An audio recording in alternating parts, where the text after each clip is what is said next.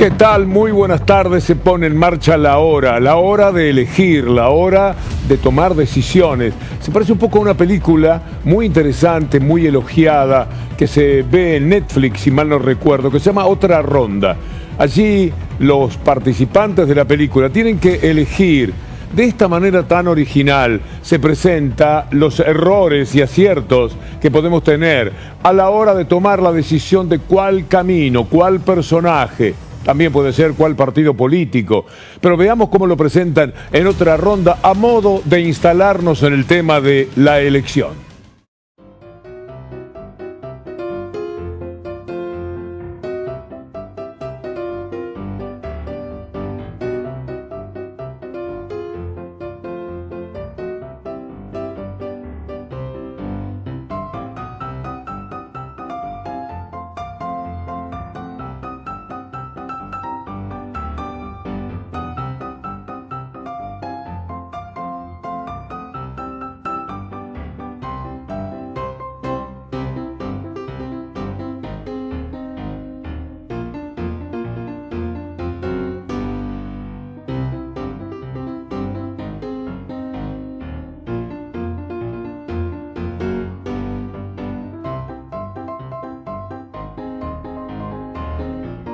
Y es así nomás, se pueden cometer ese tipo de errores, pero hay que elegir.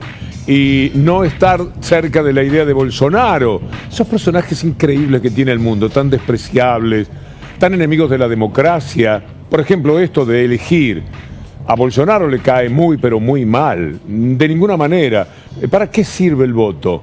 Sirve que lo instalen a él desde, por ejemplo, cierto establishment como presidente del Brasil. Ahí está Bolsonaro diciéndonos que no sirve para nada votar, que no sirve la democracia. Y bien que pensamos distinto, ¿no? Isso não vai mudar nada nesse país, tá? Nada, absolutamente nada. Isso só vai mudar, infelizmente, quando um dia nós partimos para uma guerra civil aqui dentro. E fazendo um trabalho que o regime militar não fez, matando uns 30 mil. Matando. Se vai morrer alguns inocentes, tudo bem. Se for ter guerra, morre inocente. Você, hoje, o presidente da República, você fecharia o Congresso Nacional? Não há a menor dúvida, daria golpe no mesmo dia. No mesmo dia. Não funciona. E tenho certeza que pelo menos 90% da população ia fazer festa e bater palma. Ele merecia isso, pau de arara. Funciona. Eu sou favorável à tortura, tu sabe disso. E o povo é favorável a isso também.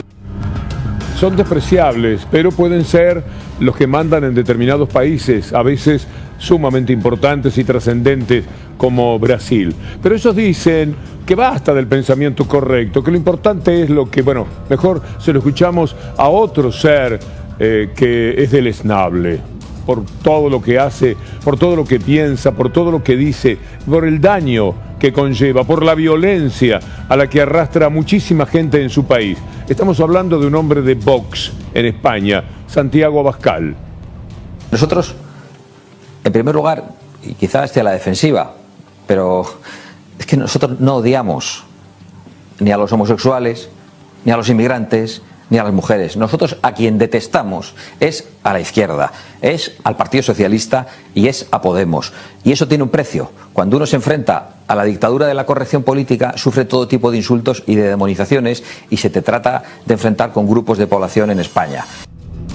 Hay tipos así y es bueno saberlo. Tipos que uno podría cometer el error de elegir como elegían a Hitler ahí en la película Otra Ronda, que no dije nada en el comienzo, pero es muy recomendable. Tiene belleza, tiene sentimiento, tiene nobleza y un final de los que son inolvidables. Como inolvidables resultan las expresiones de este tipo de personajes que estamos compartiendo con ustedes en el día en el que pensamos en el valor que tiene la democracia, hoy, mañana, pasado.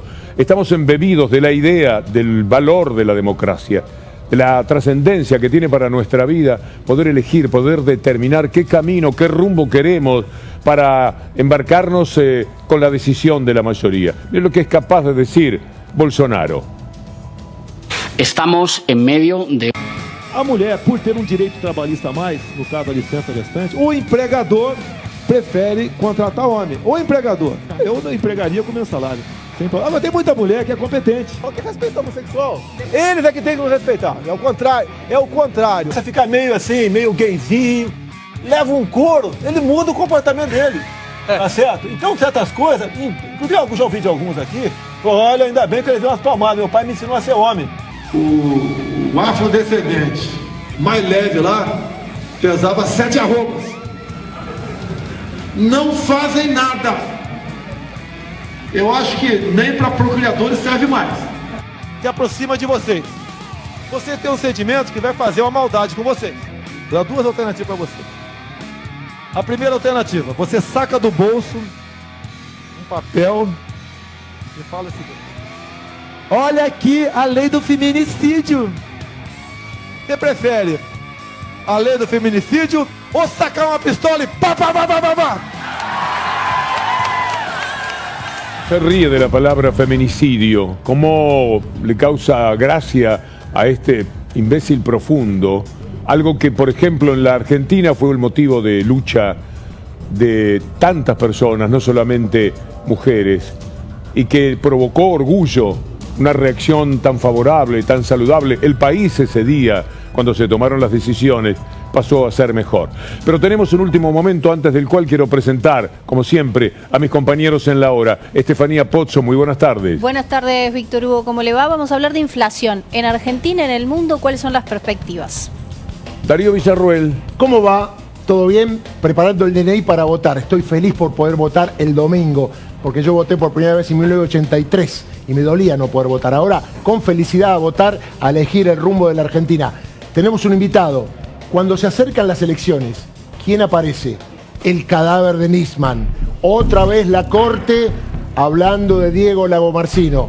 Va a venir él como invitado y te cuenta esta nueva operación para distraer a la gente. Usted cuide el DNI, es lo único que importa. El saludo para Lautaro Maislin. Víctor Hugo, ¿cómo va? Buenas tardes para vos, para toda la mesa. Vamos a estar recordando el atentado a las Torres Gemelas. Mañana se cumple un nuevo aniversario, así que fuimos al archivo. Vamos a estar viendo cómo se cubrió en su momento, qué estaba pasando, cómo los medios de comunicación lo cubrieron y algunas otras perlitas que tienen que ver con el atentado.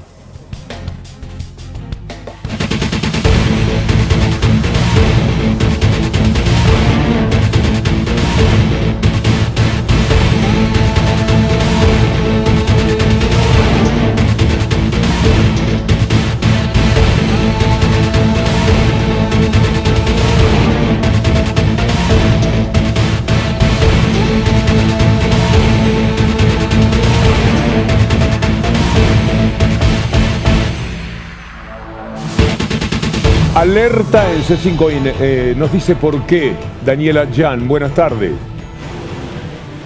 Buenas tardes, Víctor Hugo. Y este alerta en C5N tiene que ver con lo que está ocurriendo en el Colegio Hort, un colegio muy prestigioso de la ciudad de Buenos Aires, en este caso en la sede del barrio de Belgrano. Nosotros estamos ubicados en este momento a pocos metros del colegio, que por una cuestión de seguridad no puede ser filmado, tampoco podemos tomar imágenes del lugar, pero la información de último momento tiene que ver con que se han confirmado 43 casos positivos de COVID entre alumnos y alumnas del nivel primario de este colegio, el Colegio Hort, en la sede del barrio de Belgrano. Es la información oficial que ha llegado a los correos electrónicos de los padres, de las madres, de las personas a cargo de estos alumnos del Colegio Hort, porque en las últimas horas había mucha preocupación acerca de nuevos contagios entre esta comunidad educativa, contagios que cada día se iban multiplicando. Y la pregunta era cuántos casos son y de qué variante estamos hablando en estos casos. Bueno, la respuesta llegó hace pocos minutos. 43 son los casos confirmados y se está analizando si corresponden a la variante Delta. Nos hemos comunicado tanto con el Ministerio de Educación como de Salud de la ciudad de Buenos Aires, que están participando del monitoreo y al tanto de los hisopados de estos alumnos. Lo que nos dicen es que todavía no se puede confirmar que se trate de casos de la variante Delta. Es una información que está en estudio y a la espera de los resultados del Instituto Malbrán. Esa fue la información que nos dieron a nosotros, porque en las últimas horas estuvo circulando información también respecto a que algunos padres habían recibido llamados informándoles que se trataba de casos de la variante Delta. En las próximas horas incluso puede haber nuevos hisopados de alumnos que en este momento estén asintomáticos, porque recordemos que todos estos alumnos que están ya confirmados han hecho que se aíslen sus respectivas burbujas en el colegio y por lo tanto hay muchísimos más alumnos afectados, alrededor de estos 43 casos confirmados de COVID en la escuela Hort. Un muy buen trabajo profesional. Daniela, es importante que te quedes por allí y frente a cualquier comentario que nos puedas hacer, que te llegue a través de los padres, de los maestros, lo traslades, porque genera muchísima inquietud esto de tener tantos casos. Aquí va a hacer un comentario el doctor Darío Villarruel. Te digo hasta luego, Daniela, y volvemos. Importante. Gracias, Víctor Hugo. Hasta luego. Gracias. Importante la noticia. Hace 7 días que tuvo el primer caso. Se esperó hasta hoy porque se testearon a un montón de alumnos. A ver, es la primaria del colegio Hort, que queda en la calle Montañeses del barrio de Belgrano. ¿Cuál es el dato? Y esto es en primera persona. Conozco a alguien que está embarazada de 38 semanas y su hija tiene COVID. Le dio positivo. Hay una situación dramática. No sabe todavía qué variante es, pero hay mucha preocupación de que pueda ser la variante Delta. Atención, que en este caso, en ese colegio hay gente que tiene que ver con María Eugenia Vidal, su hijo, creo que de Acuña, la ministra, también va ahí, y creo que de la periodista Viviana Canosa. Hasta ahora el tema estaba muy encerrado. Nosotros vimos desde el miércoles trabajando y no obteníamos datos. Recién hoy, porque llamo una fuente, me comentaron que iba a sacar un comunicado Hort hacia los padres. Sería muy feo que estuviesen ocultando esto en vísperas a las elecciones, porque recordemos que hace 3 semanas cambió el tema del aislamiento en los colegios privados de la ciudad de Buenos Aires. Y esto viene de hace 7 días. Acá nadie quiere responsabilizar a nadie, pero es importante. 43 casos, Víctor Hugo, es el 10% de la cantidad de chicos que van a ese colegio. Ese memo que tenemos ahí en media pantalla, lo podemos ver pantalla entera y compartirlo con nuestros amigos para ver exactamente qué es lo que está manifestando. COVID-19, sede Belgrano, nivel primario. Nos ponemos en contacto para informarles que se han detectado 43 casos positivos de COVID-19 entre nuestros alumnos y alumnas de la sede Belgrano, nivel primario, cuyas burbujas se encuentran aisladas a partir de haberse confirmado los resultados. Los ministerios de Salud y Educación de la Ciudad de Buenos Aires están en conocimiento de la situación y dispusieron el seguimiento de los casos para determinar la trazabilidad de los contagios, el análisis de las posibles variantes y los protocolos a seguir de acuerdo a la normativa vigente. Muy importante este comunicado, muy preocupante también, porque si fuera la cepa Delta estaríamos todavía en un grave problema, como si ya no lo fuera. El hecho de que tengamos 43 personas entre alumnos, maestros, no sé si algún padre, contagiados de coronavirus. Hay un protocolo para la vuelta al colegio. Muchos padres dicen, ¿por qué no suspenden las clases? Con buen criterio. Bueno, aparentemente hay que mandar un mail, hay que hisoparse, si te da negativo podés volver al colegio, si no, no. Pero atención, que muchos papás están preocupados porque ante esta situación dicen que no haya clases hasta tanto se aclare. Volvemos a aquello en lo que estábamos en el comienzo del programa, elegir la democracia, los que odian la democracia, los que se oponen a la democracia, porque le da la gran oportunidad a la gente más vulnerable de por lo menos poder elegir su poder político para defenderse de lo que llamamos ese poder establecido en el mundo, que es económico, que es mediático y que es tremendo al mismo tiempo y que se lleva todo por delante. Para poder instalarlo a ese poder es necesario el odio, el desprecio, la persecución. Bueno, de eso habla Íñigo Errejón. Estamos en medio de una oleada de odio que ha disparado las agresiones a las personas LGTBI y a las personas migrantes. La Fiscalía ha alertado de que en este año tenemos ya un incremento del 43% de los ataques contra las personas LGTBI, en el primer semestre, tan solo. Hoy en España hay más gente que es menos libre. Hay más gente que vive con miedo, que duda si se va a dar la mano o no, que duda por qué calles pasar, que duda cómo vestirse, que duda cómo comportarse o que duda a qué lugares ir. Estos ciudadanos hoy, en la práctica, son ciudadanos de segunda, porque no disfrutan del resto de libertades que disfrutamos quienes tenemos otros privilegios. ¿De dónde sale este odio? Pues en un momento de incertidumbre, de ansiedad y de resentimiento social, hay algunos, particularmente cobardes, los reaccionarios, que intentan enfocar todo el resentimiento social hacia los más vulnerables.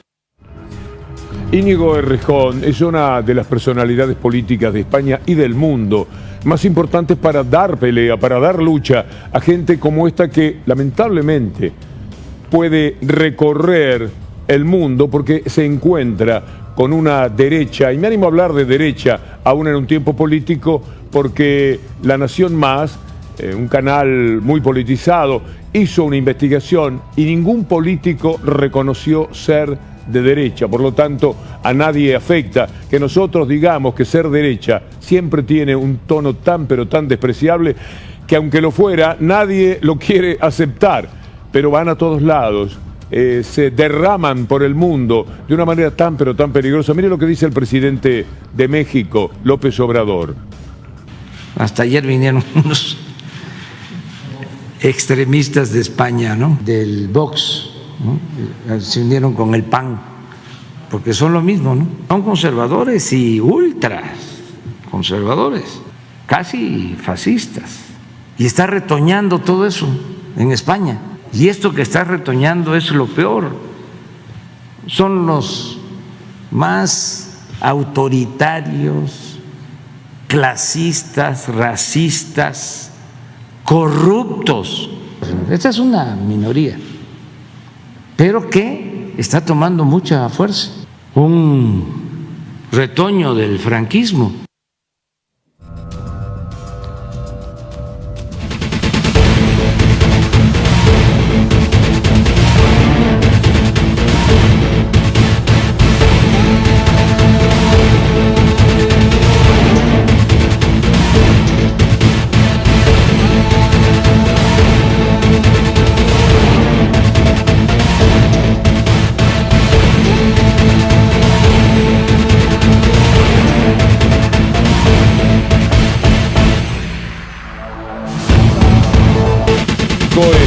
Alerta en C5N, alerta a todos, por lo que va a decir ahora el doctor Darío Villarroel.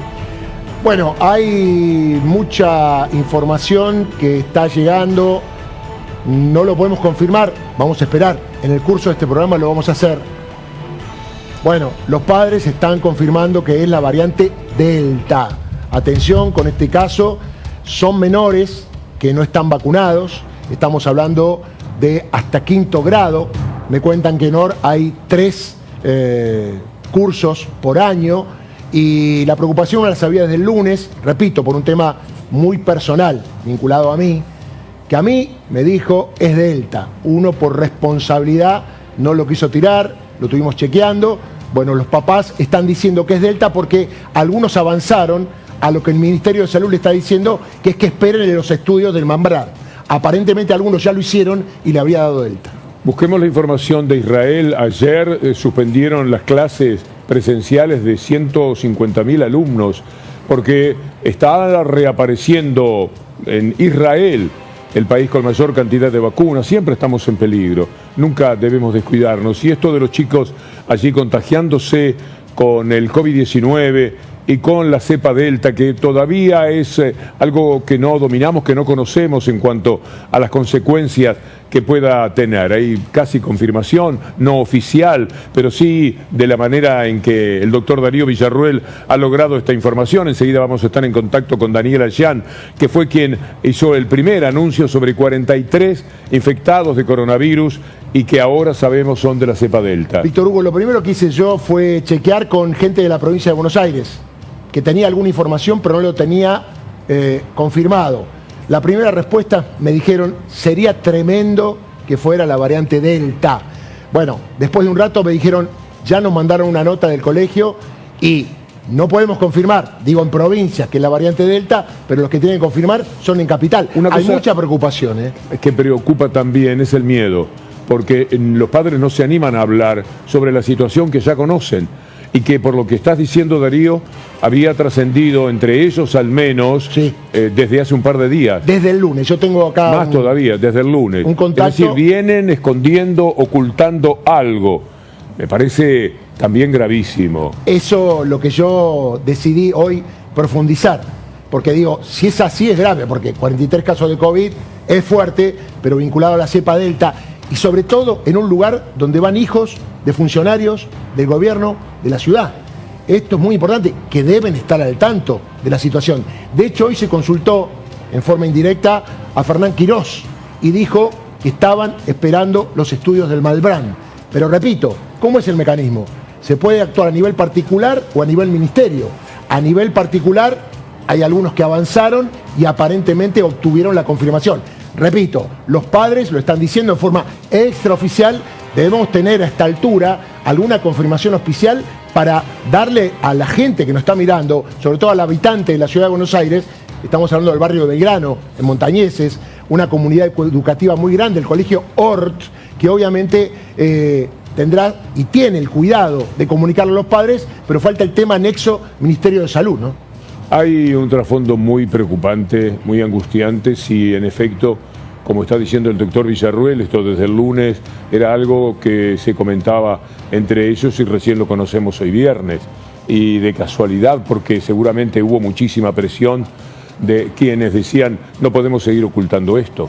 Porque hasta ahora lo tuvieron apartado de la realidad que no querían concebir. El pretexto podía ser aguardar los resultados del Malbrán, por ejemplo, pero han pasado varios días. Si el lunes había un trascendido, como cuenta Darío, martes, miércoles, jueves, recién hoy viernes sale la información que en algún momento tendrá carácter oficial, o ese comunicado que yo leí ya le da ese carácter, Darío. Es un comunicado de las autoridades del colegio a cada una de las familias del colegio, es decir, para que tomen lo que tiene que responder. A ver, acá tengo el mensaje que mandaron el lunes, estábamos al aire, Víctor Hugo.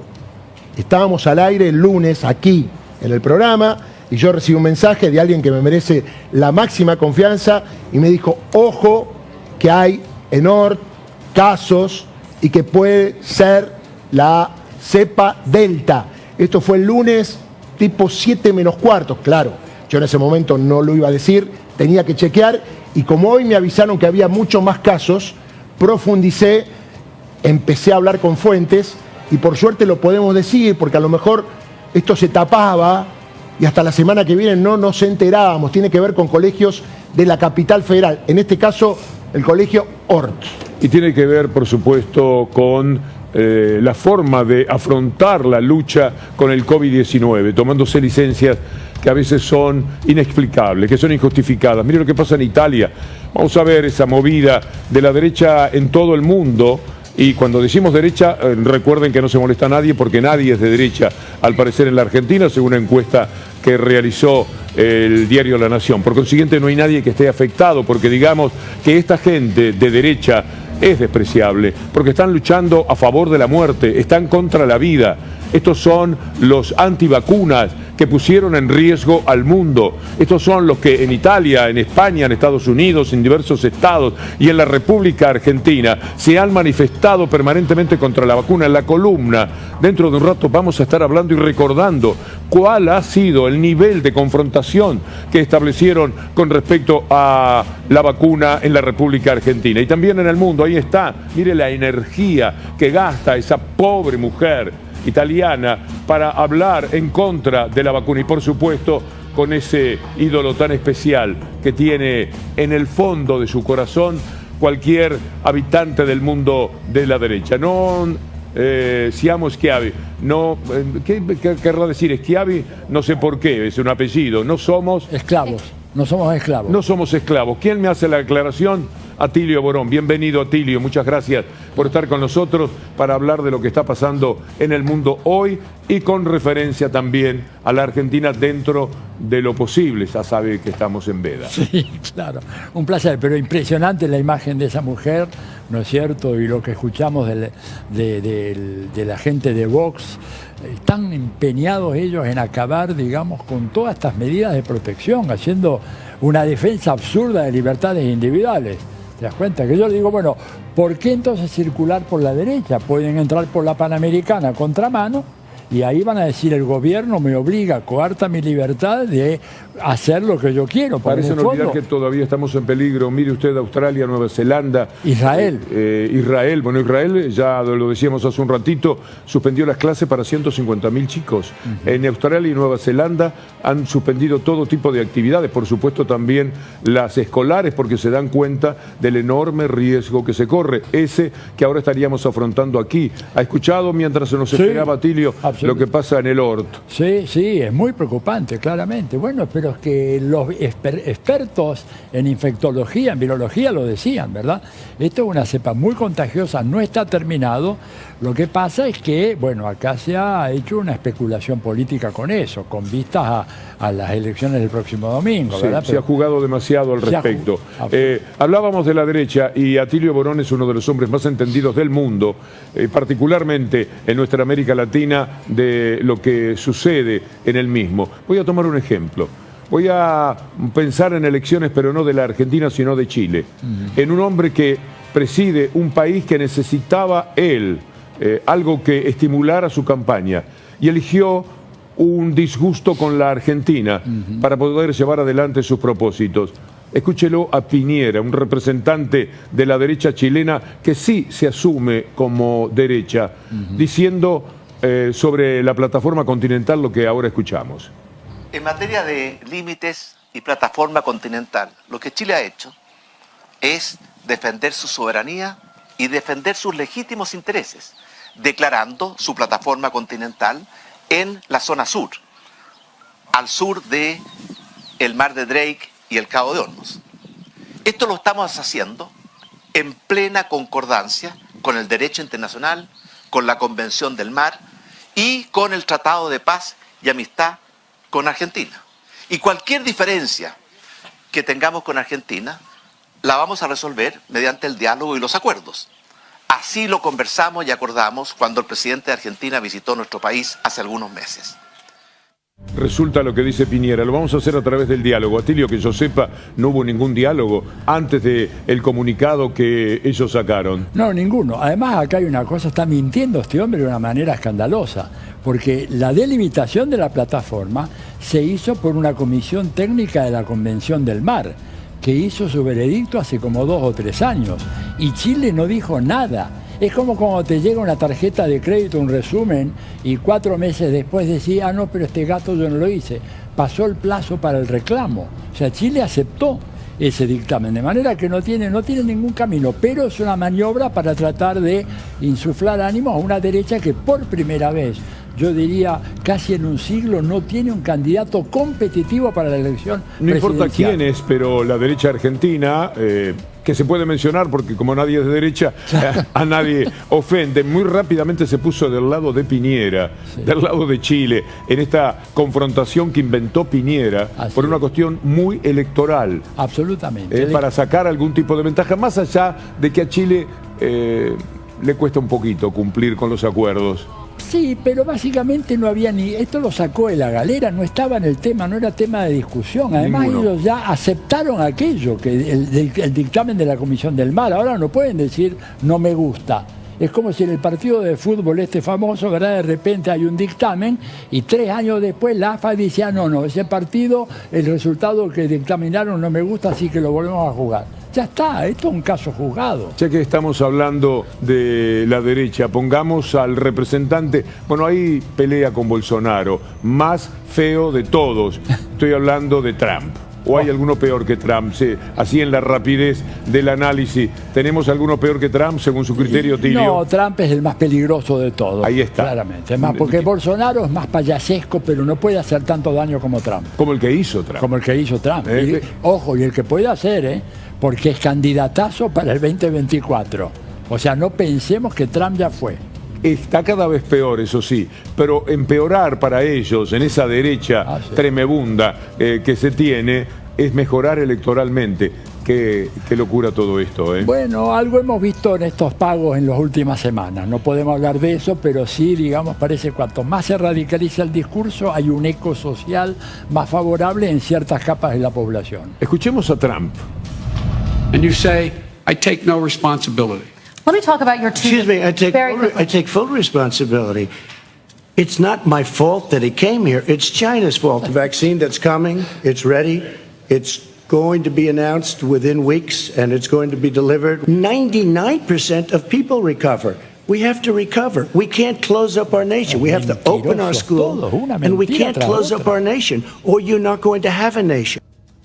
Ante estos episodios uno tendría que tener algo a mano, sí, algo como que sea un alivio. Y yo buscaba, encontré a Bernie Sanders. ¿Usted sabe quién es Bernie Sanders? Un hombre extraordinario, un hombre que por serlo es acusado de ser un socialista, un comunista, poco menos, y es uno de los grandes líderes del Partido Demócrata. En realidad a mí me hubiera gustado que ganara la interna frente a quien ahora no lo está haciendo tan mal como presidente, Joe Biden, pero hubiera sido más lindo, por lo menos para mí, no sé si para Atilio, que fuera Bernie Sanders.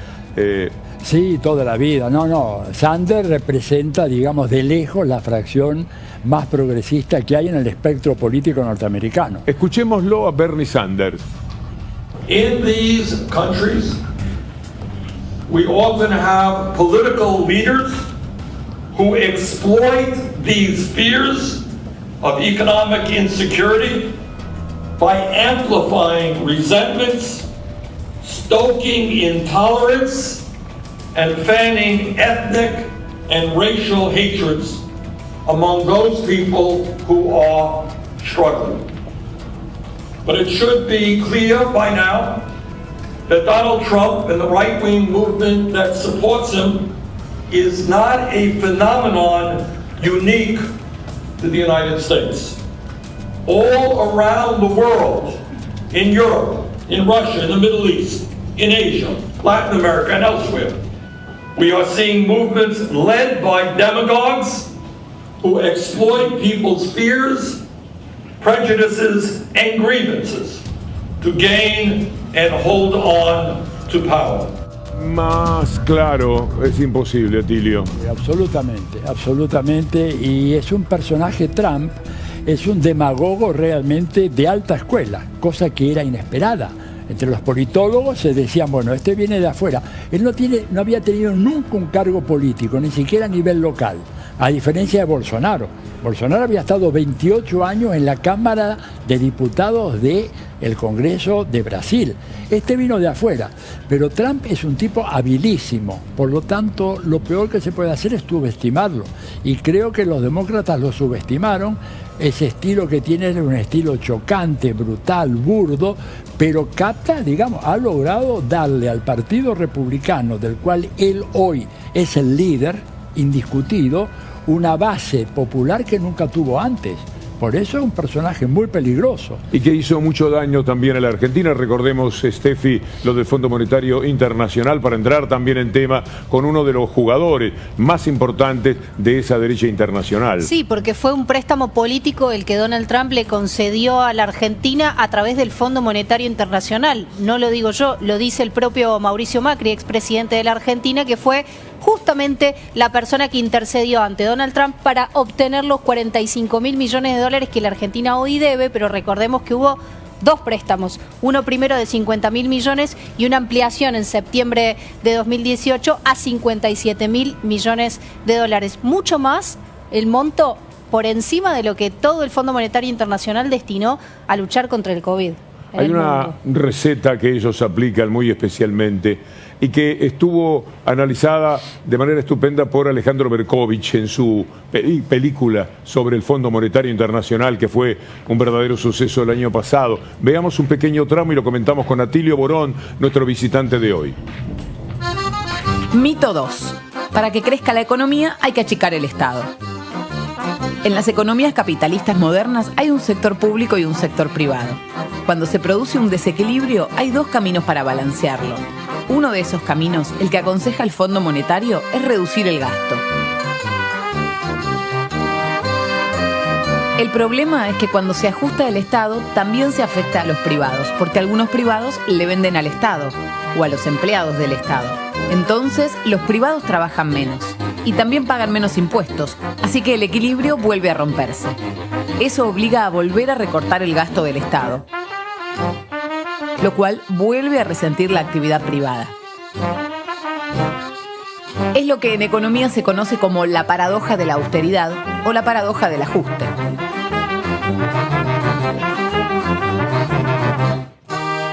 Otra opción podría ser cobrar impuestos progresivos, es decir, que paguen más impuestos los que más tienen. Esta alternativa, al fondo, no lo convence mucho. Mito 2.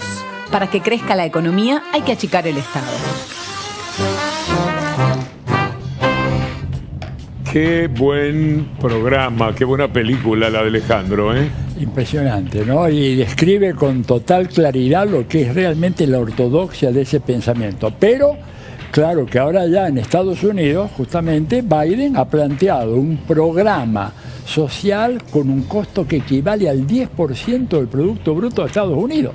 Imagínense si lo hiciéramos acá en la Argentina, la gritería. No, yo desde ahora le digo que conociendo las discusiones de los economistas ortodoxos, sobre todo que se quejan por cualquier tipo de programa social, es una cosa, pero además de la política más ligada a la derecha diciendo, no sé, existen para cobrar planes ya, ni siquiera se embarazan para cobrar planes. Impresionante. Bueno, sí. Pero es que ellos ahora saben muy bien que o hacen eso, ¿verdad? O estimulan el consumo de la economía norteamericana, que no puede depender solo del complejo militar e industrial, o no sale más de la Una cosa que está pasando, Atilio, a ver si está de acuerdo, porque es una idea muy personal. Están a contramano algunos países de nuestra América del Sur que van a más neoliberalismo. Piensan, por ejemplo, en que hay que despedir a la gente sin indemnización. Y en Estados Unidos están haciendo un recorrido un poquito distinto, tratando de ponerle más dinero en el trabajo por hora a los empleados. Le han dado dinero a los trabajadores, han repartido dinero porque saben que si la gente no tiene un centavo en el bolsillo, ya no el consumo, sino el consumismo de ellos no camina. Claro que no camina, y Biden por eso lanzó ese programa. Además dijo algo que acá la prensa no es casual que no lo haya recogido.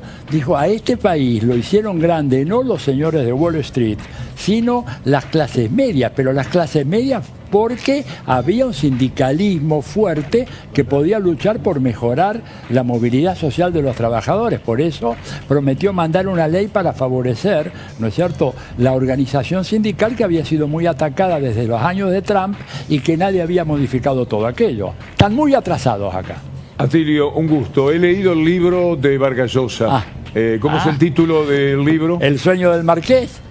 O el hechicero de la tribu. Los dos les hice llegar. Así el que hechicero. El hechicero. Y este no lo tiene, se lo dejo. A ver, muéstrame la tapa porque quiero...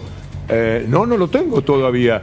Yo lo mandé, no voy a deschavar quién lo tiene, pero se lo dejo. Si no, lo buscaré yo por mi cuenta, porque soy un seguidor de una persona que nos ayuda a pensar permanentemente como Atilio Borón. Muchas gracias por El sueño del Marqués, ¿en serio? Y ¿me lo quedo? Se lo quede, claro que sí. Me da un poco de vergüenza. No, por favor. Atilio. Es un regalo. Es un regalito. Gracias. Y mire lo que le dejo ahí puesto, que es otra cosa, que por ahí, esa película, el papel suelto que está ahí, el marcador. El marcador ese. Tarara, ¿qué es esto? Un peliculón extraordinario sobre qué hizo Cuba con los 26.000 chicos que fueron víctimas de la explosión de Chernobyl en Ucrania. Y que nadie los atendía en Europa, y Fidel dijo que vengan para acá, y durante 20 años se encargó de curar a esos chicos. Hay un documental maravilloso sobre eso. Atilio, muchas gracias. De nada. Volvemos a Daniela Chan. Sí, Víctor Hugo, porque estamos siguiendo atentamente el curso de lo que está sucediendo por estos momentos en el Colegio Hort, en la sede del barrio de Belgrano, donde se confirmaron los 43 casos en el nivel primario de COVID positivo, alumnos y alumnas de los primeros grados que han dado positivo. Y la pregunta por estos momentos es si se trata de casos de la variante Delta. Más temprano, la doctora Mariana Lestelle, en su cuenta de Twitter, contaba que ya hay padres que están recibiendo los llamados telefónicos confirmando que se trata por lo menos de 7 casos de la variante Delta en el Colegio Hort. En los últimos minutos hubo algunos padres que se comunicaron con nosotros para decirnos eso ya está confirmado entre la comunidad educativa. Esa información ya circula y ya se sabe que son casos de la variante Delta. No hay una confirmación oficial todavía. Repasábamos hace unos minutos el parte que dio el colegio a toda la comunidad informando de los casos y también informando que tanto el Ministerio de Salud de la ciudad como el Ministerio de Educación están participando para determinar la trazabilidad de los casos y también el tipo de variante. Recordaba, hace unos minutos yo les contaba que desde el Ministerio de Salud nos dicen que todavía se está analizando y que hay muestras específicas que por los resultados que detectaron, la hipótesis podría ser, detectaron Delta ya en laboratorios privados. Lo que se hizo con esas muestras es llevarlas al Instituto Malbrán. Y ahora estamos a la espera del resultado del Instituto Malbrán, que podría ser el que confirme definitivamente si se trata de Delta o no. Es muy importante, sería muy importante que el colegio pudiera dar alguna precisión oficial al respecto, porque si bien los padres están dando ya la confirmación entre sus chats, entre sus llamados telefónicos en la comunidad educativa, el colegio no hizo referencia a esto, tampoco las autoridades porteñas. Entonces estamos a la espera de que se confirme efectivamente de qué variante se trata. Hasta luego, Daniela.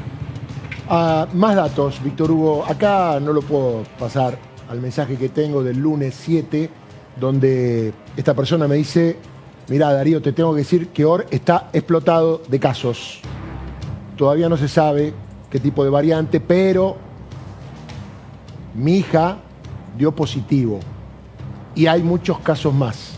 Se dice que 10 casos por grado. Esto fue el lunes. No hubo ninguna información. ¿Por qué es grave esto? El domingo hay elecciones. Hay muchos papás que deben estar aislados. Los papás de los chicos. No pueden ir a votar. ¿Quién controla esto?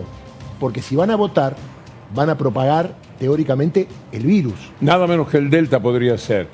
No hay una confirmación oficial todavía, pero si es el Delta, estamos en una situación más grave, porque podría ser una cuestión comunitaria, además. A ver, hay muchos que son asintomáticos, por eso lo están mandando a testearse. Le ponen acá que aprieten clic, dónde tienen que ir a testearse y qué tienen que llenar para volver al colegio. Están pensando que vuelvan al colegio.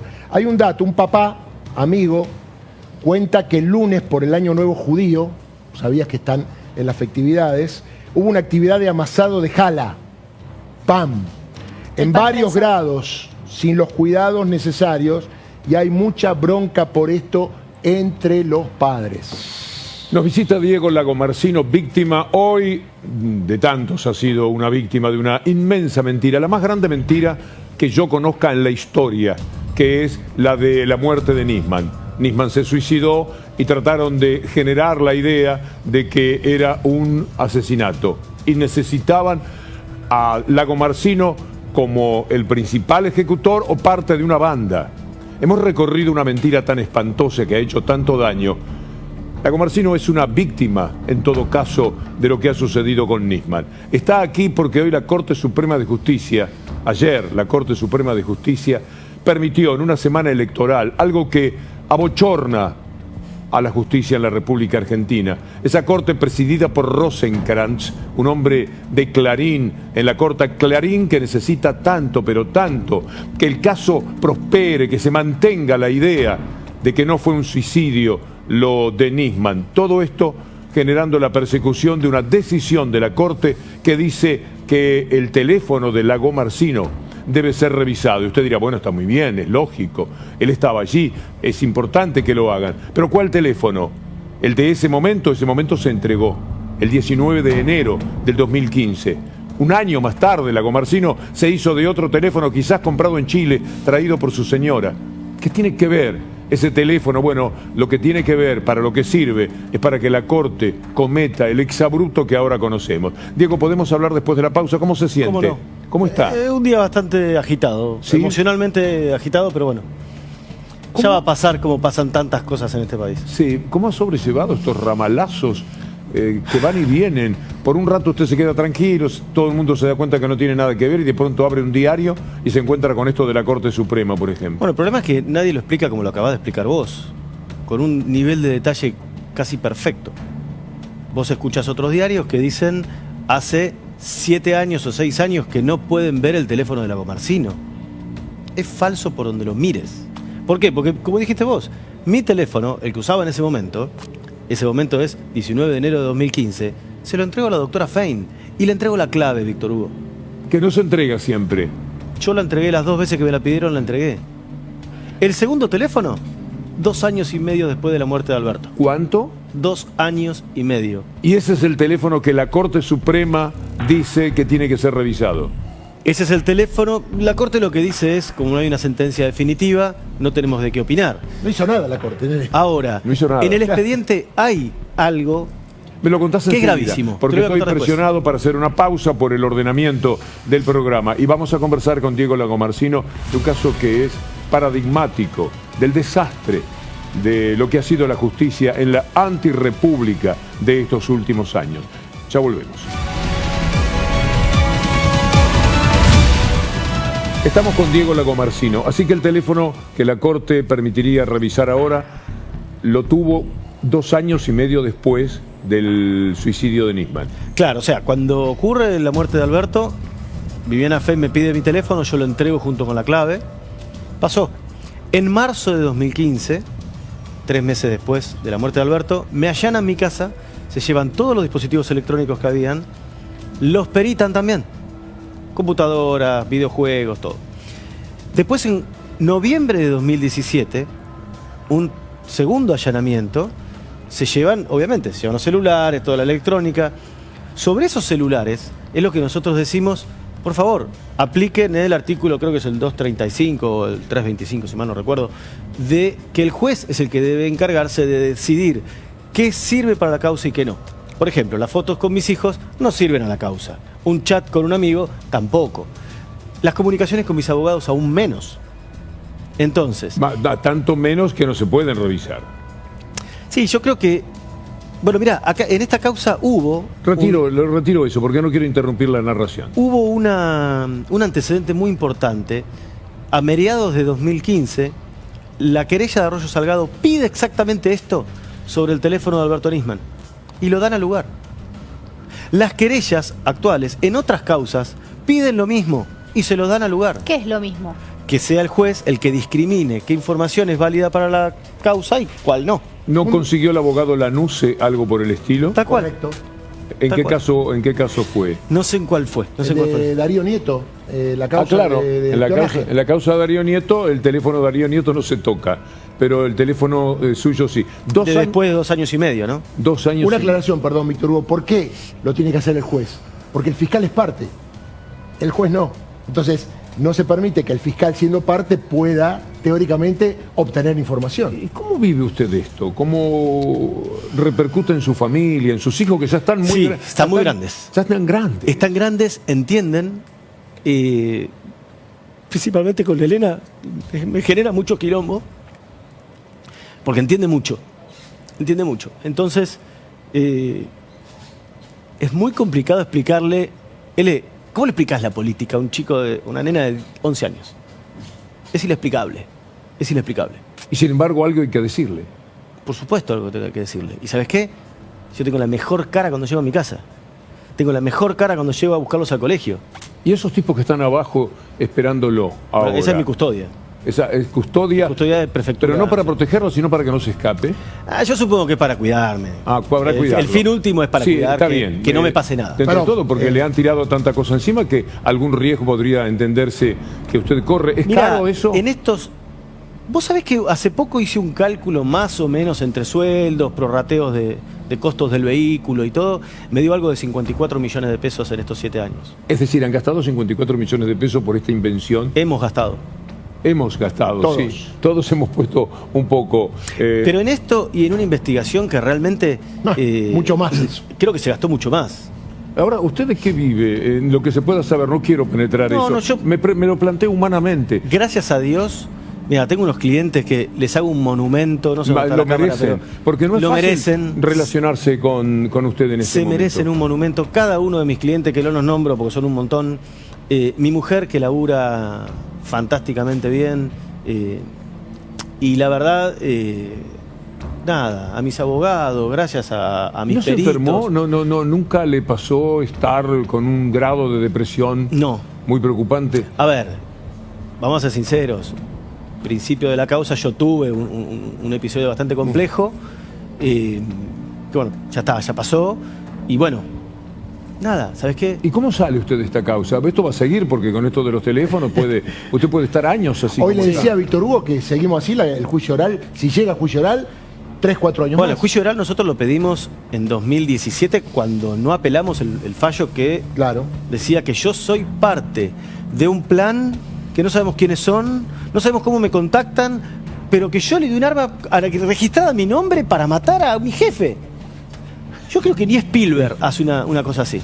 Bueno, No, Spielberg tal vez sí. No se anima porque es una ficción que el espectador no va a poder creer. La ficción necesita de una cierta credibilidad. Y esto lo han hecho con un episodio de la realidad. Para mí es el mayor escándalo que conozco en la historia informativa. Absolutamente. Es decir, alguien que se suicida, pero por una necesidad política, lo ponen de pie y le entran 2 o 3 personas al baño de su casa. Lo golpean, lo drogan y después lo matan. Sí. Un delirio, un delirio. Usted tiene humor para Y eso. cierran por la ¿Qué querés que puerta por haga? adentro. A ver, si no tengo humor, no, Es verdad. no puedo Además, vivir. todos somos Nisman. No se olviden de eso. Todos somos Nisman y ese suicidio ganó una elección.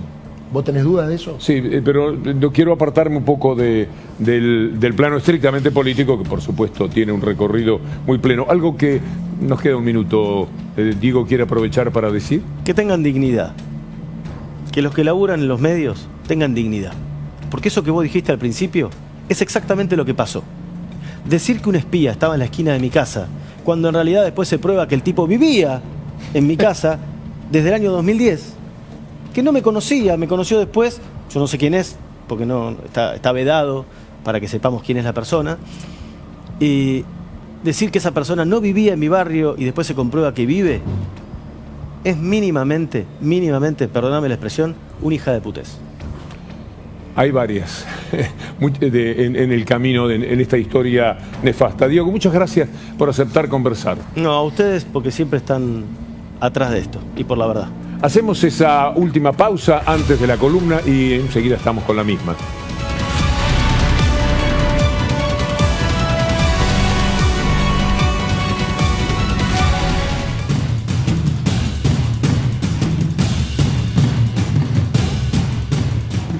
Hace 20 años que el 11 de septiembre, es decir, mañana, tiene 2 hechos históricos muy, pero muy importantes que parecen confrontar para ganar terreno en el recuerdo de la humanidad. Son el golpe de Estado contra Allende y el ataque a las Torres Gemelas, por el que vamos a empezar. Vamos a evocar aquel episodio con lo que ocurrió de dramático y de tremendo. Estas son imágenes reales. Es la síntesis de muchísimas imágenes que tienen que verse. Ya es el segundo avión. Ya hacía un rato que había estallado el primero contra uno de los edificios, contra una de las torres. Y ahora teníamos este episodio que ya tenía mucha más atención periodística, incluso nuestra, como la vamos a ver un poco más adelante. Este horror empezó a recorrer el mundo y por días y semanas no se habló de otra cosa. Puede decirse que este episodio cambió muchísimos aspectos de la vida de la humanidad. Por ejemplo, la relación con los viajes, la seguridad en materia de viajes, todo fue completamente diferente a como había sido hasta aquel momento. En los primeros años, pero hablo de años, ir a un aeropuerto para tomar un vuelo internacional implicaba tomarse 4 o 5 horas en lo previo, por la forma en que revisaban a cada uno de los pasajeros. Y todo tenía connotación con esto, pero también sirvió para que se afirmaran todas las cuestiones referidas a la seguridad, a la real y a la que va entre comillas, para tener una cierta dominación sobre el mundo. Es un episodio que tiene que ver con la capital mundial económica, nada menos, y por eso el estallido informativo es mucho mayor todavía.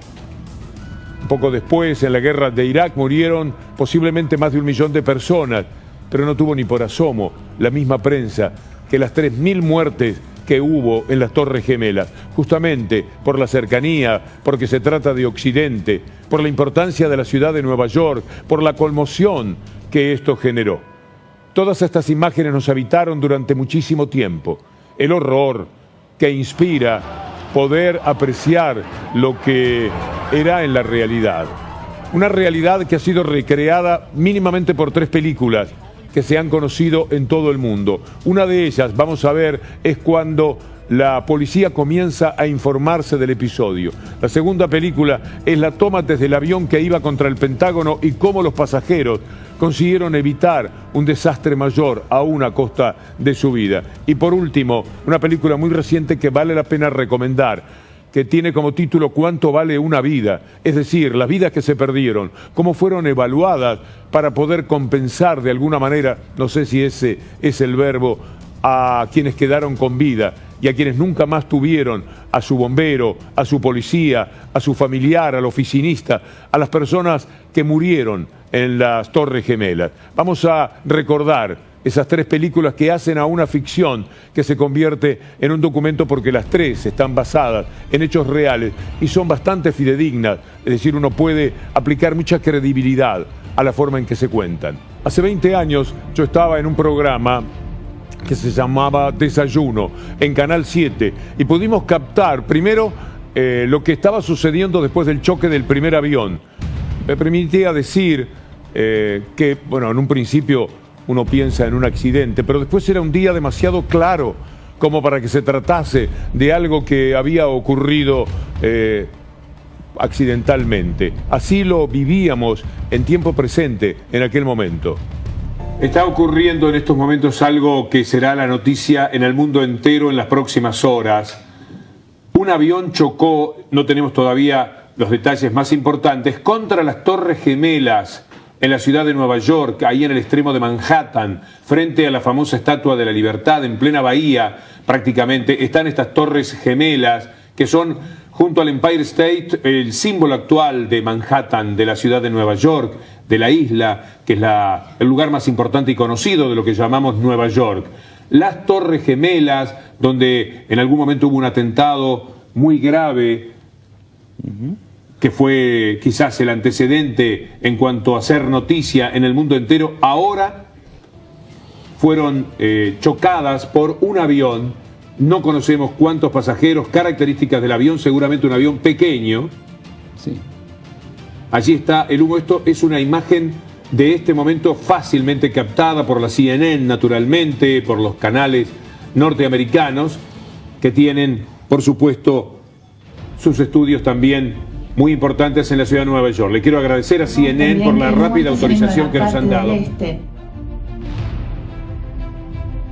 Bueno, no está la parte, bueno, naturalmente el instante se hizo televisivamente muy largo, el momento en el que decimos es un día claro, es demasiado sorprendente que sea un accidente, y al rato el programa había terminado, nos quedamos mirando lo que sucedía y volvimos a la pantalla porque vimos el segundo avión que se estrelló contra la otra Torre Gemela.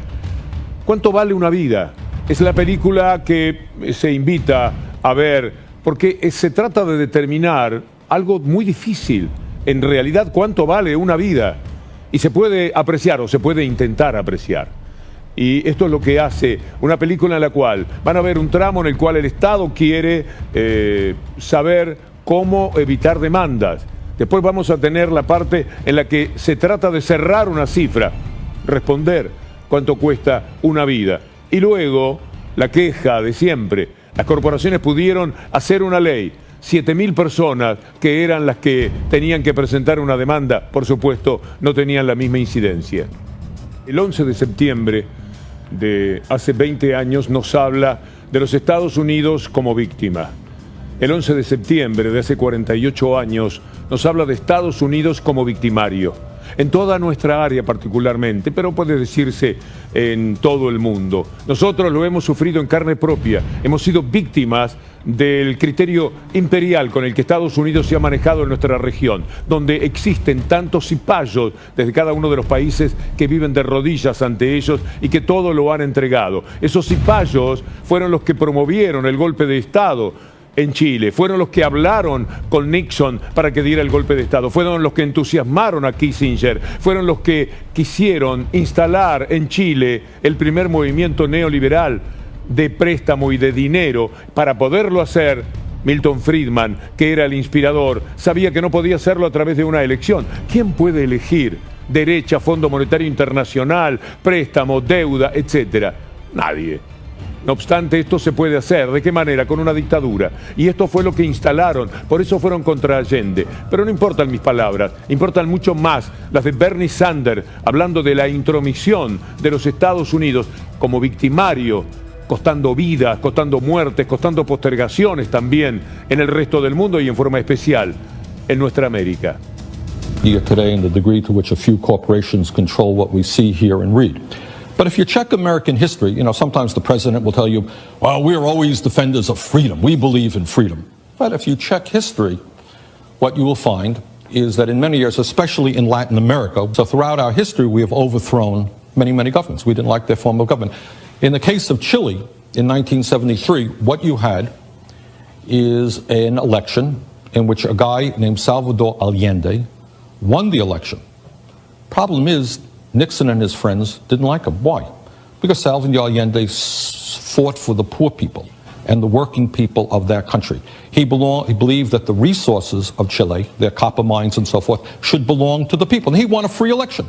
No one denied that for a second. He was overthrown by the CIA and corporate interest, because corporate interest preferred, of course, that the United States companies dominate that country. They won in a democratic election, was popular, was overthrown and eventually killed. And in his place, a guy named General Pinochet took place, ran that country with an iron fist, killed many, many people, but he was okay. He was a good guy. Why? Because he was a friend of corporate America. No hay manera de decirlo mejor. Una sola palabra que agregue arruina este documento excepcional de Bernie Sanders. Vamos a recordar el último audio de Salvador Allende, el día en que los Estados Unidos lanzaban los aviones chilenos y todo el ataque que conocemos contra la democracia de Chile y de América Latina. Allende resistió junto a sus más leales colaboradores en el Palacio de la Moneda y advirtió a sus cercanos que moriría en el lugar donde lo había puesto el pueblo, como presidente de Chile. Antes de ser bombardeada la Casa de Gobierno, dirigió sus últimas palabras. Yo no voy a renunciar. Colocado en un tránsito histórico, pagaré con mi vida la lealtad del pueblo. Y a las 2 de la tarde, antes de que los militares entraran al palacio, Salvador Allende se suicidó. Lo que vamos a hacer ahora es tomar ese 11 de septiembre como una bisagra de la historia de la humanidad. Hay un pasado, hubo ese presente, lo vamos a trasladar a nuestro tiempo y siempre hay un futuro. Quiero que me acompañen en unas imágenes muy especiales que tienen que ver con la nostalgia reaccionaria, esa que nos habita en forma constante, con la crisis migratoria, que es el más grave problema de la humanidad al margen del COVID-19.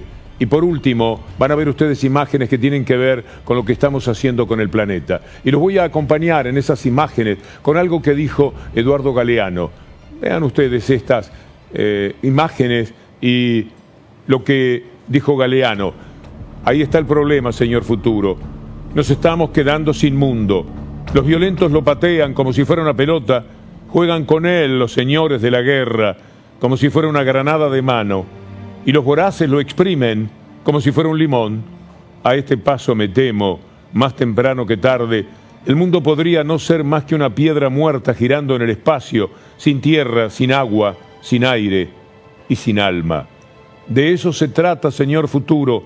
Yo le pido, nosotros le pedimos, que no se deje desalojar. Para estar, para ser, necesitamos que usted siga estando, señor Futuro. Que usted siga siendo, que usted nos ayude a defender su casa, que es la casa del tiempo. Háganos esa gauchada, por favor, a nosotros y a los otros que vendrán después, si tenemos después. Lo saluda atentamente un terrestre. Pasado, presente y futuro.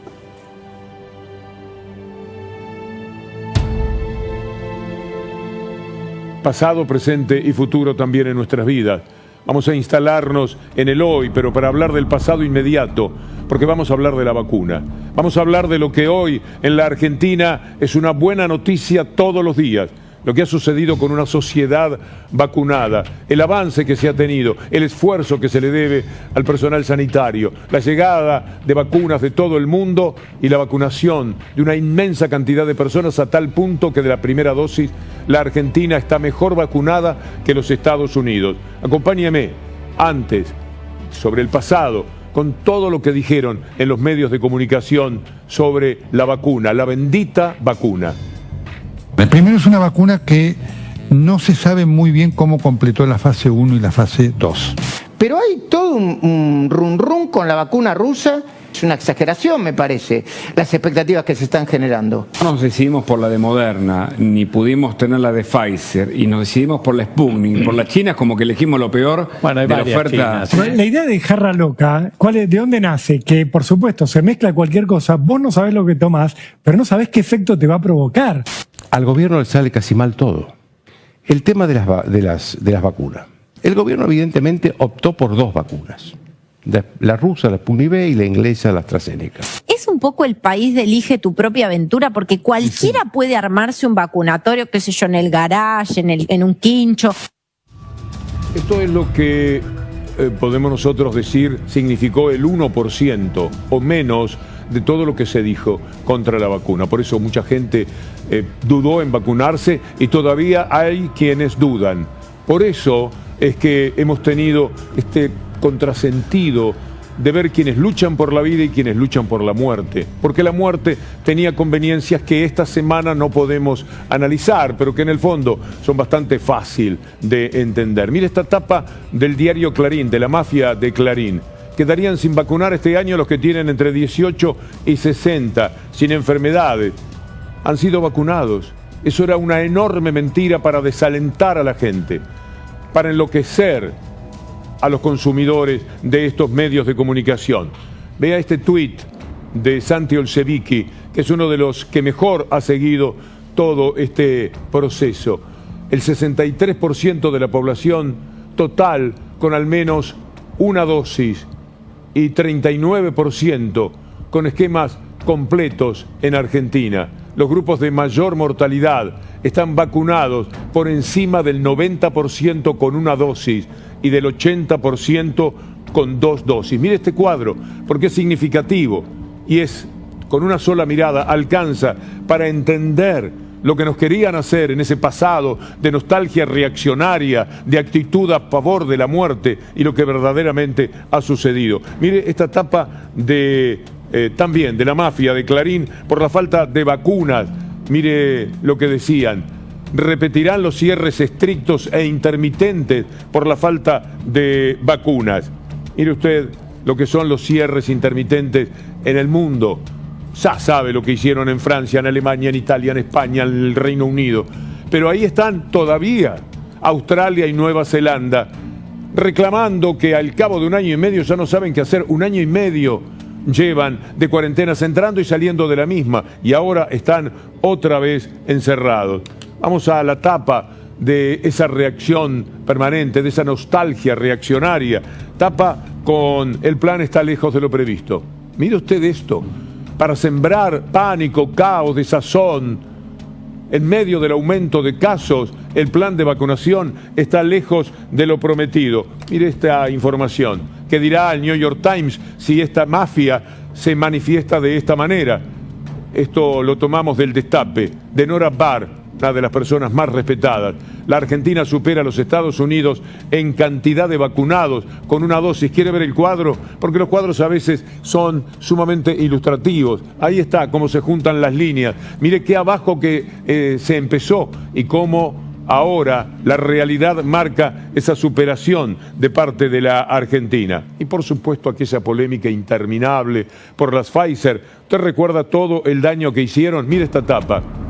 Estalla otra polémica por la falta de la vacuna de Pfizer en la Argentina. Ellos, por interés económico, por interés ideológico, trataban de hacer estallar al país. Ahora, ¿cuál es la realidad? Que no documentaron, porque muy poquito, al otro día ya avergonzados, abochornados, alguien se ve que dijo en el diario, che, ya es una barbaridad. No podemos estar sin decir que llegaron las Pfizer. Es una cuestión demencial después de todo lo que señalamos. Vea usted esto que no vio en ningún otro canal, me parece que no sea C5N, la llegada de las Pfizer. Ahí están las famosas Pfizer arribando a la República Argentina. Ahora las vamos a descargar e inmediatamente las vamos a distribuir. Es fácil, ciertamente. ¿Quiere ver la cantidad de vacunas que se han distribuido? El bombardeo mediático contra la vacunación no puede impedir que hoy digamos quiénes van a recibir las primeras vacunas de Pfizer contra la COVID que ha llegado a la República Argentina. 100.000 dosis son las que han llegado. Tampoco frente a los millones y millones que se tienen podemos decir que han venido con una enorme solución. Pero bueno, algo es algo y sobre todo sirve para callarlos de tal manera a los mafiosos que no pudieron dar la información. Lo hicieron todo lo tarde posible, escamotearon las imágenes de las llegadas de las vacunas. Porque ahora ya no era negocio, como lo fue antes, hablar sobre la desazón, el desánimo que procuraban establecer en la gente. Volvamos al tema presente, pasado y futuro. Vamos a hacerlo a través de lo que ocurre ahora, hoy, con lo que podemos decir en el Hospital Posadas. Se llama Graciela Cabral, la viróloga, que habló con la prensa. Soy Graciela Cabral, jefa del Laboratorio de Virología del Hospital Posadas. Desde el 2020, en que comenzamos a hacer el diagnóstico en nuestro laboratorio, ayer, 9 de septiembre del 2021, fue el primer día que no detectamos ningún nuevo caso de COVID en nuestro laboratorio. Esperemos que sean muchos más, sigamos cuidándonos. Y ahora que el doctor Osvaldo Podaiger diga, en este mundo donde se trató de hacer tanto pero tanto daño, de jugar a favor de la muerte porque la muerte le será funcional, ¿qué va a pasar en la Argentina? ¿Qué es lo que está ocurriendo, lo que va a suceder dentro de poco tiempo? Avanzamos hacia el desarrollo de una vacuna para COVID-19, se hicieron varias pruebas, y finalmente logramos una que, como se denomina, digamos ahora, es de segunda generación, y lo que va a mejorar desde ya, y esa es la ambición nuestra, es la posibilidad de que las vacunas estas de segunda generación permitan protegernos contra estas nuevas variantes. ¿Es una cuestión que tiene que ver con el estado presente o no? Es una cuestión que se resuelve diciendo cómo se quiere apoyar, por ejemplo, a los científicos. Vacuna argentina. Vamos a tener, así como ya se fabrican vacunas en la Argentina desde hace varias semanas y ya se han entregado esas vacunas argentinas, así como se han traído millones y millones de vacunas, nunca se puede hacer sin el Estado. Si el Estado nos abandona, bueno, no hay manera de llevar adelante todo esto. Mire lo que es el Estado. El Estado va a permitir que usted vaya a votar sin gastar. Es lo menos que se merece la democracia. Ayudarlo a usted a que participe de la manera más enfática que existe para el ciudadano, es decir, votando. Es un juego democrático muy importante para cada sociedad. Algunos no lo quieren desde ya. Y entonces hablan del gasto del Estado. Mira este tuit de un periodista del diario La Nación, el hombre de los cuadernos que nunca aparecieron en realidad. Bueno, acá un ejemplo de que nada es gratis, dice ese periodista, cuando lo da el Estado. Por supuesto que no. El domingo no se paga boleto ni en trenes ni en colectivos. Hoy se conoció, parece que hubo una investigación, una cosa muy importante al respecto, hoy se conoció que destinarán 400 millones de pesos de subsidios por los servicios de ese día. Alguien que asumó Rinconet le responde, me parece que desde el único lugar donde se puede tomar esto, porque en serio, es muy difícil. Amigo Cabot, la ley 1420 estableció la educación primaria gratuita, pero nadie considera necesario aclarar que eso significa que no tenga costo. Se financia con fondos públicos, como los subsidios al transporte, pero al Estado le pegan y le pegan permanentemente, le dan muy duro. El Estado que somos todos nosotros, el Estado es usted, El Estado soy yo, el Estado somos los que componemos una nación. Por supuesto, algunos lo necesitan mucho más, los sectores medios, los sectores vulnerables, y algunos lo necesitan solamente para documentar sus negocios. Es una élite dominante.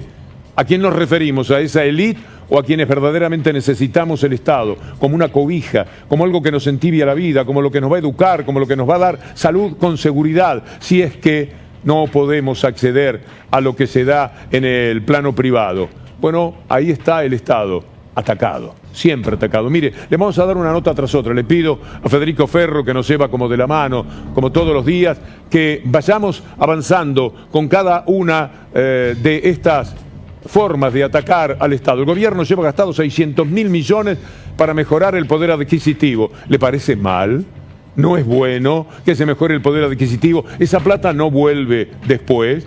Cuando charlábamos con Anabela Sánchez y con Julián Capazo, nuestros productores de esta columna, decíamos, ¿cuántas podemos? Podemos poner decenas de noticias, pero tampoco queremos gastar su paciencia. El gobierno acelera el gasto y destina 600 millones por día a planes para las organizaciones sociales. Bueno, es que el Estado puede conseguir hasta con gente que no lo advierte, que no lo puede saber en primera instancia y que lo cuenta, sin embargo, desde la inocencia con la que Elegante, el exitoso joven del mundo musical, da cuenta de cómo su familia y él mismo pueden vivir mejor. Él no menciona al Estado, la realidad del Estado, pero en todo lo que está manifestando, el Estado está presente. Teníamos una linda casa quinta en el barrio Las Malvinas, General Rodríguez, sí, cuando era chico, creo, y bueno, la perdimos, nos echaron, no sé cómo fue el problema, y nos quedamos sin casa. ¿Y a dónde fueron a vivir? ¿Una villa? Villa Rará se llama el barrio de mi abuela. ¿Y? Ahí estuvimos 3, 4 años habremos estado, y en el 2010... por el Bicentenario, bueno, hicieron una entrega de casas y ahí estoy viviendo yo hasta ahora. Malaria un tiempito, mi mamá también se quedó sin trabajo, yo todo con la ropa que había, la que se rescata de la ropa vieja que le sobró a tu tío, andás a ver, todo así, viste, lo que se podía.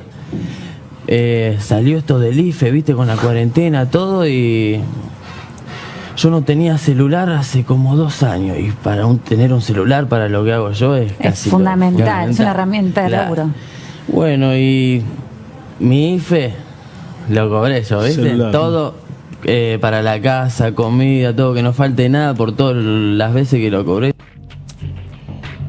Quienes nos sentimos hijos del Estado lo entendemos perfectamente. Algunos lo van sabiendo sobre la marcha y otros no tanto. Vamos a un hospital público y nos atienden, mandamos nuestros hijos a la escuela pública y en ese momento no valoramos. Ese chico va gracias al Estado para el colegio, pero en algún momento lo pensamos y Elegante, seguramente con elegancia espiritual, en algún instante advertirá plenamente de dónde viene todo eso que él recibió con esa sonrisa, con esa ingenuidad. Pero estaba hablando del Estado presente en cada uno de los aspectos de su vida, cada una de sus necesidades, porque hay quienes no las pueden cubrir de otra manera, en un mundo tan egoísta y tan desigual como el que tenemos. ¿Qué podría hacer ese joven? Por su casa, por su celular, por su comida, si no tiene el acompañamiento del Estado, si no tiene la solidaridad de todos nosotros, que finalmente somos el Estado, dándonos una mano. Es maravillosa esta nota, porque no hay la mínima intencionalidad política cuando le está contando. No tiene una cuestión partidaria que lo lleve a contar esta historia. No, es la realidad. Es lo que pasa con millones de personas, sepan o no sepan, el Estado para ellos ha estado presente, cuidándolos, mimándolos, educándolos, curándolos. Y no hay forma si no es a través del Estado. Y mire, lo está entendiendo hasta los Estados Unidos. Cuando aquí hablamos de el trabajador hay que despedirlo, chao, se me va de acá, y no indemnizarlo, en los Estados Unidos están pensando en leyes mucho más protectoras de los trabajadores. Biden está hablando de sindicalizar el trabajo. El presidente Biden, me escuchó bien en lo que le estoy diciendo, pero además le pone dinero en el bolsillo a la gente porque no se puede sino de otra manera. Ayuda y está preocupado por lo que Obama ya había logrado también y que quiso destruir, y en parte lo hizo Trump, que es nada menos que la seguridad en el mundo de la salud. No existía eso hasta la llegada de Obama en los Estados Unidos. El Estado presente. Pero el Estado presente además cuando los privados se quieren golpear el pecho diciendo yo lo hice. Obama, ya que lo mencioné, lo hemos pasado en más de una ocasión diciendo eso que hiciste, no lo hiciste solo, no es porque seas un campeón. Hay mucha gente afuera que eso es campeona, pero no lo pudo hacer. Eso lo hiciste porque el Estado te construyó la ruta, porque el Estado te puso los aviones, porque el Estado te puso la seguridad y la escuela y todo lo que el Estado aporta. No lo hiciste solo, siempre está el Estado, pero no quieren que lo veamos. No quieren que nos demos cuenta de la presencia del Estado. ¿Qué va a hacer de gente como este jovencito elegante, maravilla de artista? Por ese lado él podría salvarse, pero demora eso en venir, ¿eh? Y mientras tanto hay que vivir, y hay que vivir en determinado barrio y con la familia con claras ausencias de bienestar. Bueno, ahí está el Estado. Esa es la presencia que nosotros queremos mencionar. Mire, el Estado presente para que un jubilado pueda tomarse un turismo. En una época, bueno, nunca es buena totalmente la época para los jubilados. Yo me crié una parte de mi vida con mis abuelos y todavía tengo presente los rezongos, pero tenían la posibilidad de vivir como jubilados y a mí no me faltó nada nunca, no me faltó un plato de comida en la casa de mis abuelos jubilados. Lanzarán un previaje para jubilados. Estaba el Estado, 50% de descuentos para viajar por el país. Caramba, esta es una buena oportunidad, una magnífica oportunidad. Sigamos hablando del Estado que se tiene que hacer más presente todavía, más Estado.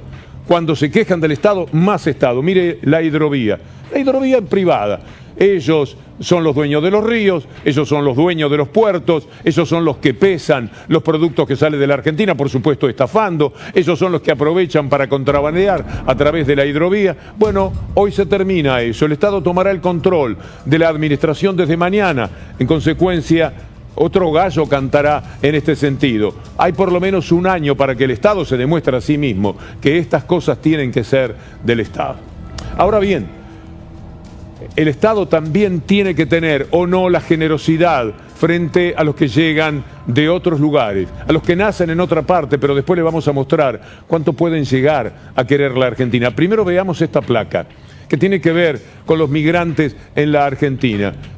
Bueno, lo que ellos manifestaban, íbamos a ir al número, pero me gusta mucho más el concepto. Mi padre chileno decía, Argentina es el mejor país del mundo, y se había afiliado al Partido Peronista. Fue al velatorio de Evita y estuvo en la Plaza de Mayo cuando la bombardearon. Amaba a este grandioso país y me enseñó a quererlo con su ejemplo. Besos al cielo, papi. Son migrantes, son hijos de migrantes. Bueno, no importa la placa del número, es mucho mejor el concepto. El número lo puedo decir de memoria. 800.000 personas van a votar en la provincia de Buenos Aires y más de 417.000 en la capital federal. Ser de Colombia y que la primera reacción ante mi origen fuera ¡ay, qué lindo! Es maravilloso frente al estigma que cargamos, sobre todo en países europeos, después de 15 años. Todo agradecimiento. Licenciada de la UNA, 2 críos argentinos, mi compa de vida, amistades del alma y el mate.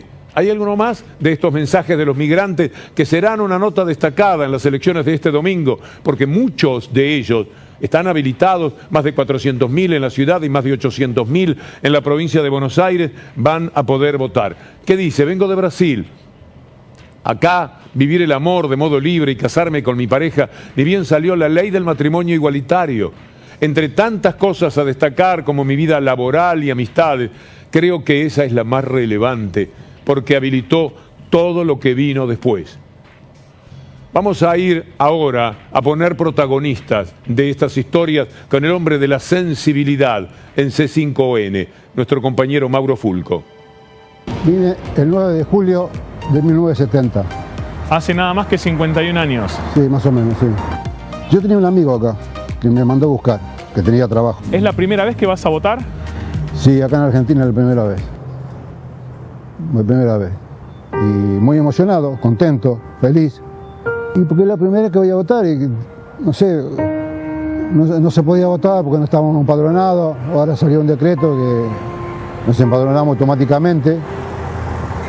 Y bueno, tengo derecho a elegir lo que me gobierna, ¿no? A lo largo de estos 50 años hubo muchos gobiernos distintos.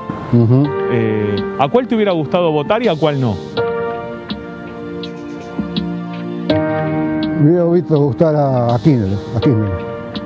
Yo, Néstor Carlos Kirchner, juro por Dios, nuestro Señor y estos santos evangelios, desempeñar con lealtad y patriotismo el cargo de presidente de la nación. Y no votar el que pasó. Qué lástima, Alfredo Díaz. Que vayan a votar, que voten y no voten en blanco. Que elijan a alguien. Y soy feliz tanto acá. La verdad que me siento más argentino que uruguayo. Lo migrante es el hecho internacional siempre más importante. Digo esto y pienso en el programa Debate Abierto hoy con Daniela Ballester, con Pedro Brigger, con Gabriel Michi y con Agustina Rivas. Programa muy especial de carácter internacional para entender justamente ese mundo. Pero volvamos al nuestro, en nuestra columna, ahora con los jóvenes, así como los migrantes. Los jóvenes tendrán una participación muy importante, no sé si decisiva, pero valiosísima el próximo domingo. Mire estos números. ¿Cuántos jóvenes se suman en esta elección? 861.149. Adolescentes de 16 y 17 años. 2,5% del padrón electoral. Y mientras tanto, los diarios los invitan a que se vayan. Esos se van a quedar, van a votar, van a vivir la Argentina. Y cuando salgan, saldrán porque quieren conocer el mundo o porque quieren vivir una aventura, no por desesperación, porque si además lo hicieran por desesperación, el mundo está muy feo afuera de la Argentina. Después de 3 años sin trabajo en la Argentina, decidió emigrar a España, donde hay millones de desocupados. Merezco vivir tranquila. Pero ¿cuándo se había ido esta persona? Se había ido en los tiempos del 2018.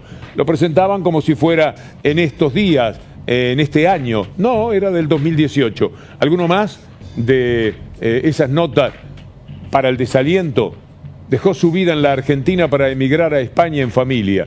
No sabía lo mal que vivía hasta que dejé el país. Pero también se fue bastante antes del 2020.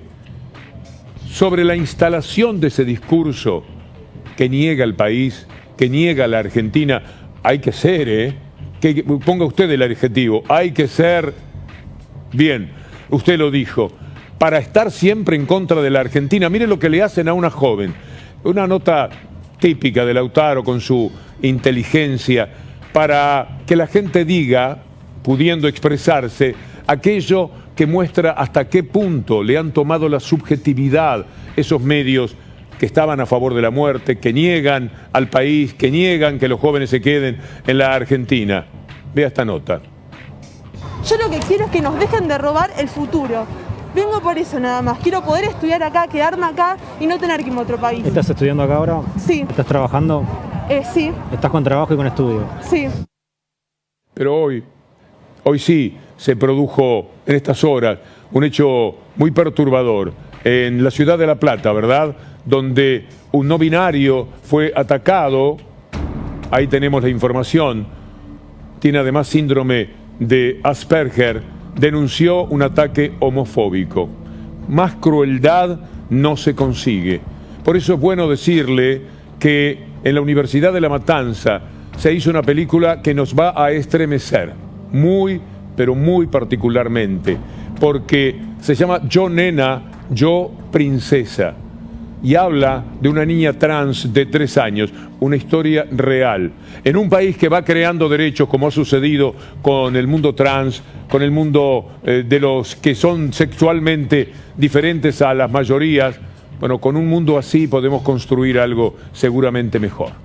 Y vamos a despedirnos hoy, porque mañana es el Día del Docente, con algo destinado a ellos, nuestro tributo, nuestro homenaje, nuestro respeto a quienes tantas veces han sido vapuleados, desautorizados, ninguneados y atacados de la peor manera. Queremos hacer algo distinto y abrazarlos de esta forma. Honestamente, yo no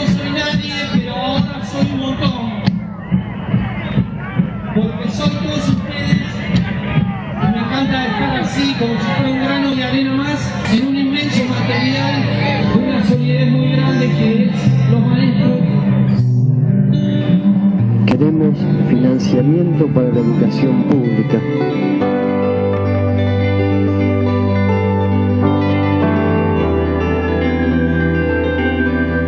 Queremos igualdad de oportunidades y posibilidades para nuestros chicos.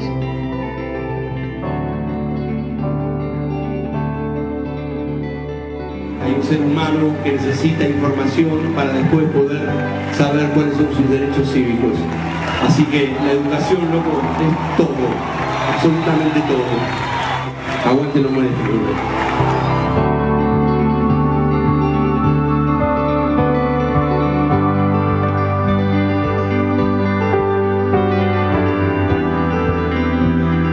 Luchamos para que la educación sea un derecho social inalienable.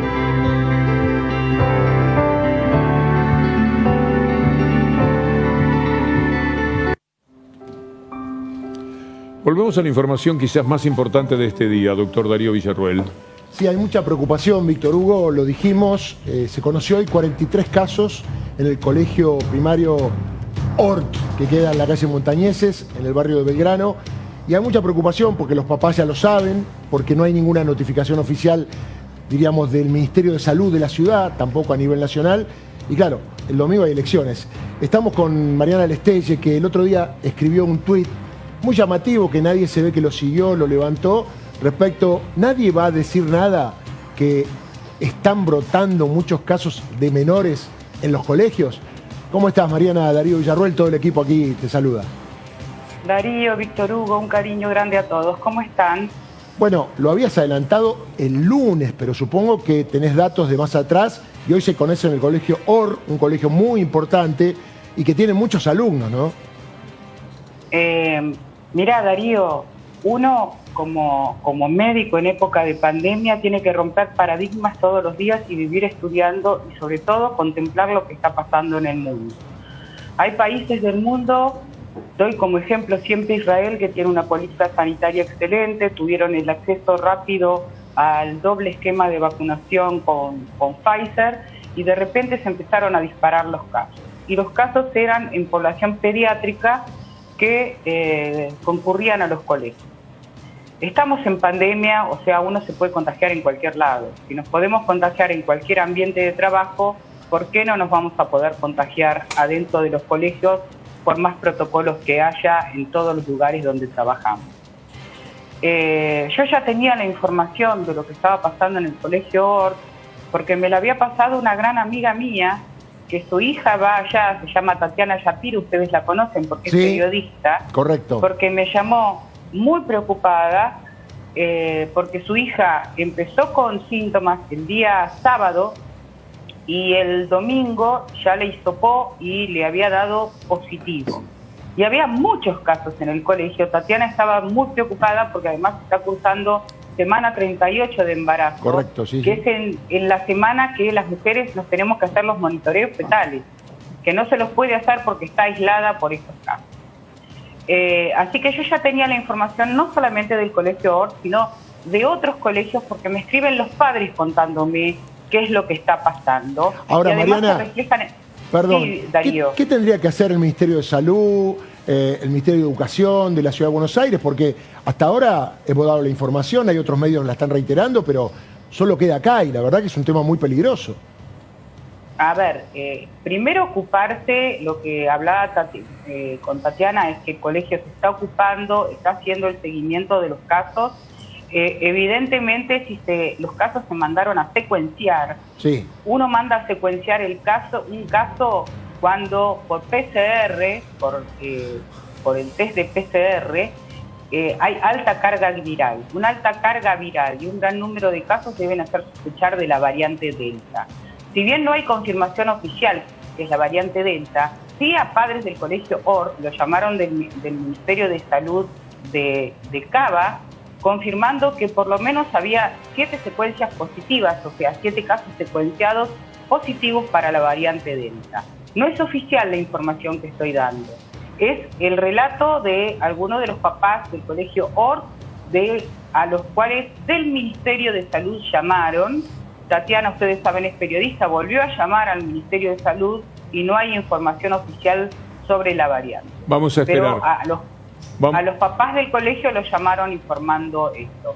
Vamos a esperar deseando que no sea, pero no escapa la posibilidad, porque nosotros somos como el resto del mundo. Y si pasó en otros lados del mundo con la variante Delta, ¿por qué nosotros vamos a estar exentos? Mariana, muchísimas gracias, como siempre, por este Un aporte. beso, me alegra verte bien y escucharte bien, Víctor. Qué amable, que gracias. Sé que la pasaste mal. Muchas gracias, doctora, efectivamente, muy amable. Hacemos una pausa final y ya estamos cerca del comienzo de Debate Abierto. Los últimos minutos de esta hora, enseguida viene Debate Abierto, Estefanía Pozzo. Hablamos en la semana sobre la especulación y cómo el mercado financiero estaba analizando lo que va a pasar el próximo domingo. Bueno, hubo un nuevo informe de uno de los bancos más importantes norteamericanos. Apuestan a que el año que viene va a producirse una devaluación y además piden, adivinen qué, un ajuste. Bueno, suelen ocurrir estas cosas. Gracias, Estefi. Me corrijo, por la costumbre, digo Daniela Ballester, Agustina Rivas, Pedro Brigger, Gabriel Michi, en Debate Abierto. No, es un panorama internacional,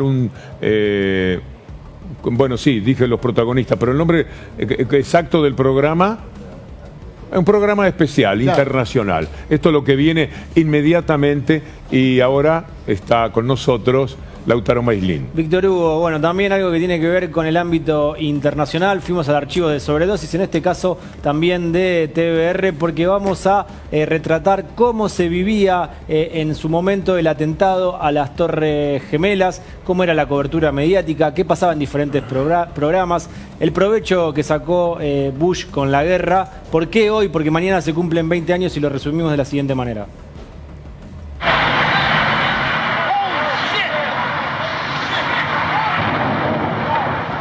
Lo que sabemos es que aparentemente una pequeña avioneta se estrelló contra este edificio.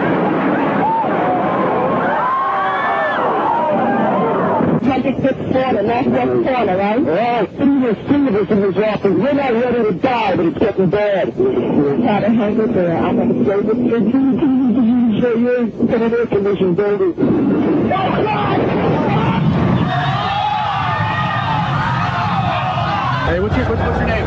Tom Canavan. Tom, what happened, man? Big boom.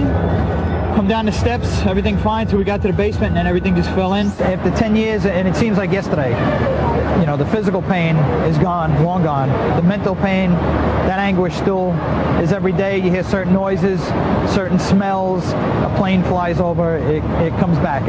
It'll never go away. Mira, Caro, estuviste 43 días en la casa. Y tengo que darte una noticia que ha conmovido al mundo entero. 2 aviones chocaron contra las Torres Gemelas, se derrumbaron. Imagínate cómo está el mundo. Estamos todos rogando por la paz. Bueno, mi amor, vas a tener que hacerte fuerte como todos nosotros y como el mundo entero y como te imaginarás el estado en que se encuentra el pueblo norteamericano. El atentado a las Torres Gemelas permitió que Bush se reforzara. Bush venía muy debilitado en ese momento. Puede después atacar Afganistán, puede al poco tiempo invadir Irak y creo que gran parte lo consiguió por el atentado a las Torres Gemelas. Este compacto que decidimos hacer para reflejar lo que sucedía en su momento, cómo lo vivían los medios de comunicaciones. Algunos empezaban a especular qué es lo que había sucedido. Veíamos al comienzo la CNN diciendo que había sido una avioneta. Recuerdo, Víctor Hugo, recién estábamos hablando fuera del aire, que vos en su momento dijiste que creías que era algo raro porque el día estaba despejado. El día estaba fantástico en Nueva York en esa jornada. En principio uno piensa que es un accidente, pero después viendo ese detalle empezamos a temer lo peor y cuando el segundo avión se estrelló con la otra torre, ya iba quedando claro cuál era el panorama. Yo me acuerdo que me enteré porque en ese momento estaba escuchando Rock and Pop, el programa que en ese momento tenía Mario Pergolini, y estaba maravillado con lo que estaba sucediendo. En ese momento lo vio en alguno de los televisores que tenía al costado y me acuerdo exactamente qué estaba haciendo en el momento que sucedió el hecho. Nos despedimos. ¿Quedó algo en el tintero, doctor? Sí, piden prisión perpetua para Luis Chocobar. Atención con este caso, la doctrina Chocobar. Ahí estuvieron Patricia Bullrich, Mauricio Macri. Se pide prisión perpetua, ahora resuelven apelación, tribunal oral y cámara de casación ordinaria. Nos reencontramos con la hora el lunes a las 6 de la tarde. Serán muy bienvenidos. Hasta entonces.